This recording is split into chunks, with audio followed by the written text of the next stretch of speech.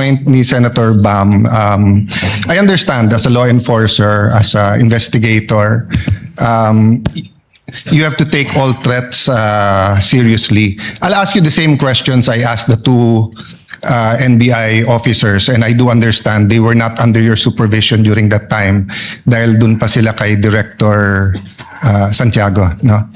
I won't ask all the questions, but you did review the whole video or just the portions relevant to the statement of the Vice President na no joke, yung November 23? Your Honor, napanood ko po yung video, but you're correct. I focus mainly on the issue that is being undertaken. So simple question, paano naging process kung anong parts ng video at ng statement niya ang paniniwalaan mo or ng task force?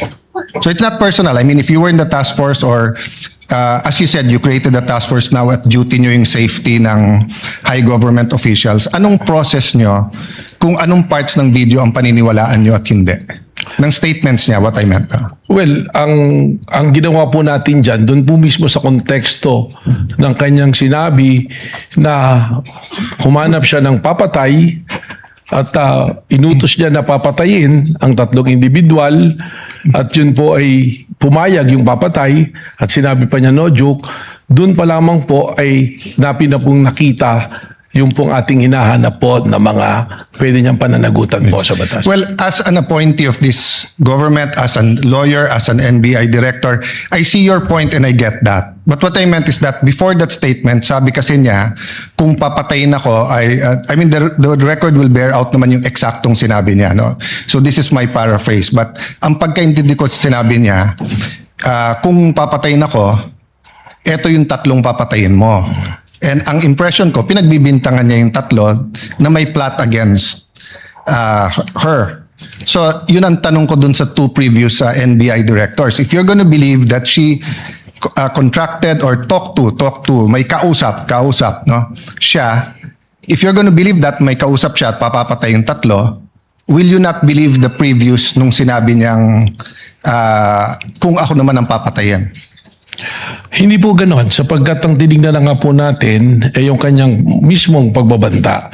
At sa amin po sa ngayon yung aking pong task force na nag-iimbestiga ay malinaw po na ang tinitingnan ay kung ano na ang nangyari dahil doon sa pagbabanta. Okay. At sinasabi nga po namin dahil po doon sa pagbabanta, ito po ay umabot na doon na po sa level na ang national security nataya na po na kompromiso na. Sapagkat marami na pong lumalabas, tuloy-tuloy na pagbabanta. So doon na po natin ito tinitingnan. Yes. In the same video, she mentioned massive corruption. But wala pa dyan kasi yung mayam kayo speech at flood control investigation. So, same question, Director. Naintindihan ko, yun yung pinaniwalaan nyo. May kausap siya, no joke. Pero ang question ko, paano yung proseso nyo or anong naging thinking nyo na etong papapatay yung presidente, pinaniniwalaan ko, pero etong siya ang papatayin, hindi ko paniniwalaan, at etong graft and corruption, hindi ko rin paniniwalaan. What's the process there? Well, ang proseso po dyan ay tinignan naman natin doon po sa pagbabanta niya, kung sa grave threat po yung pag-uusapan natin, alam naman po natin na yung threat na yan is absolute dahil nandoon naman po yung elemento eh.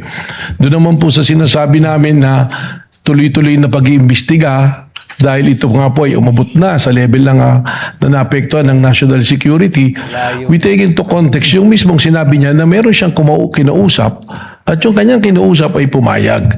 Yung po kanyang sinasabi na kung papatayin ako, that is supposed to be na statement niya sa aming pong pananaw just to cover yung kanyang pagsasabi na siya'y may kinausap para patayin ang ating Pangulo.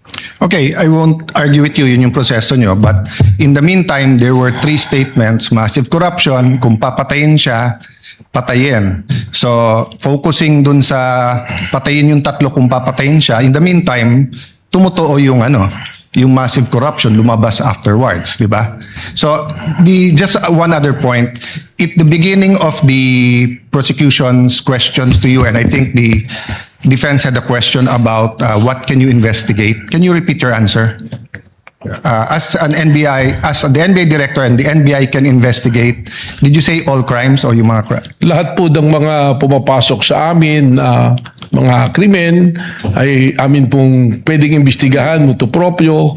Ganon din po yung mga krimen na meron pong nagreklamo na araw-araw na may pumupunta sa aming tanggapan para magreklamo. Ito po yung aming iniimbestigahan at meron din pong mga iniimbestigahan kami na inutos po ng Department of Justice and by the very nature under the Constitution po ng Office of the Ombudsman, they can delegate the National Bureau of Investigation to... So as a general rule, you can investigate any crime motu proprio.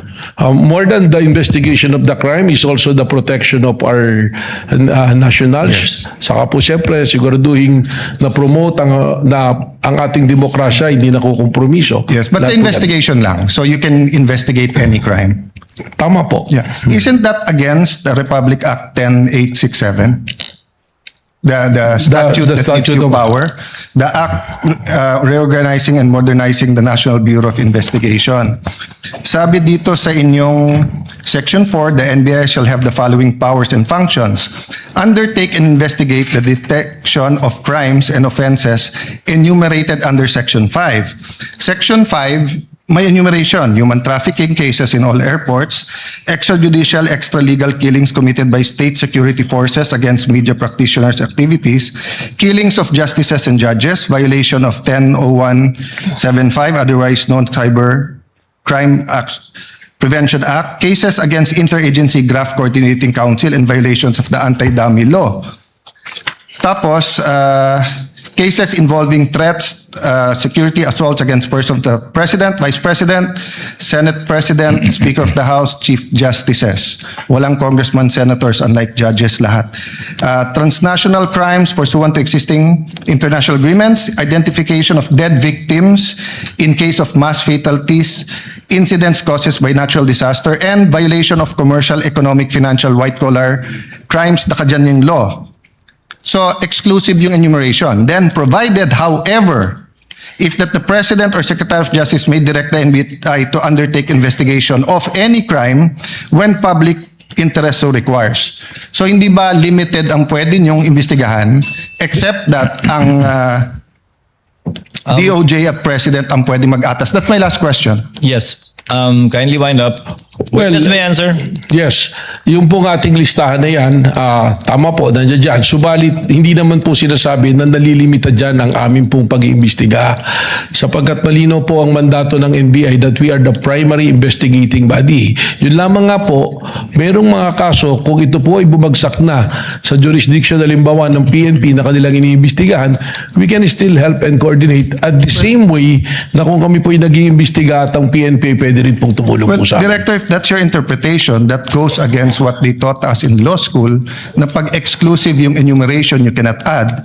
And at the end of the enumeration of Section 5, nakalagay nga dito, however, the President and the Secretary of Justice may direct you to undertake investigations of any crime. Why do they have to say any crime if you can do it any crime? If you can investigate any crime after all? It seems that you're expanding your jurisdiction by yourself.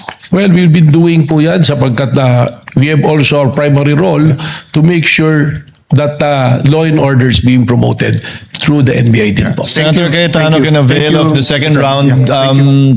later or tomorrow, since I believe Attorney Matibag, Director Matibag, forgive me, will still be here for the continuation of cross.